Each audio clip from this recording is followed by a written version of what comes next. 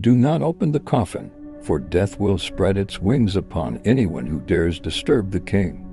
This chilling phrase was carved on the wall of Tutankhamun's tomb, first uncovered in 1922 by a British expedition in Luxor. And from that moment, the terrifying tale of the Pharaoh's curse was born. During the excavation, one of the team members kept a golden canary in a small cage. Suddenly, a snake slipped inside, killing the bird instantly. Shocked, the assistant whispered, "The curse has begun." That was the very first time the phrase "curse of the Pharaohs" was spoken. When the tomb was opened, a dazzling treasure was revealed: gold, jewels, statues, perfumes, and of course the world-famous golden mask of Tutankhamun.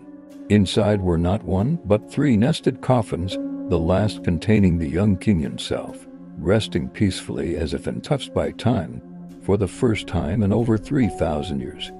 Human eyes gazed upon him in November 1922. The world was invited to witness the discovery. Journalists and scholars from across the globe gathered. But on that very day, one of the Egyptian doctors involved in the project died from a sudden mysterious illness, and that same night, the lights went out across Cairo.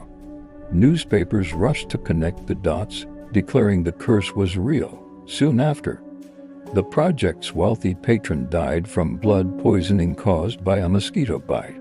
Several workers who had entered the tomb fell ill with strange fevers and lung diseases, many dying suddenly.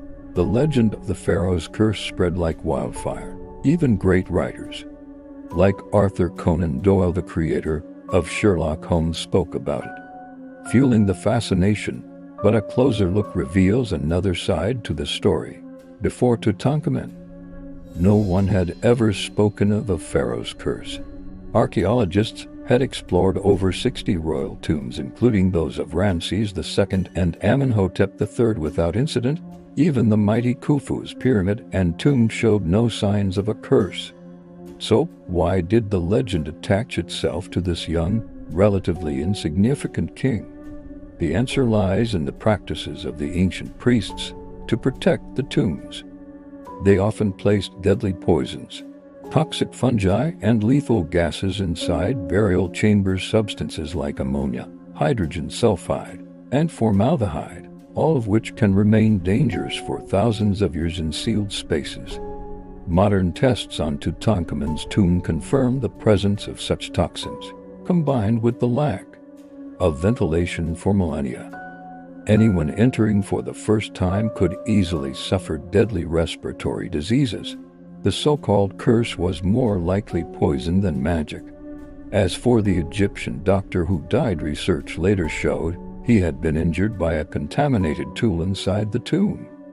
And the famous blackout in Cairo, nothing more than a rumor spread by the press. Most telling of all, Howard Carter, the man who discovered the tomb, lived a long and healthy life, reaching the age of 64 without harm. If the curse were real, he should have been its first victim. The truth is, the curse of the Pharaohs was largely a media invention, an irresistible story that sold newspapers, books, and later films. Yet, the aura of mystery surrounding ancient Egypt endures. Some still wonder whether priests may have used not only poisons, but also dark rituals to guard their sacred dead.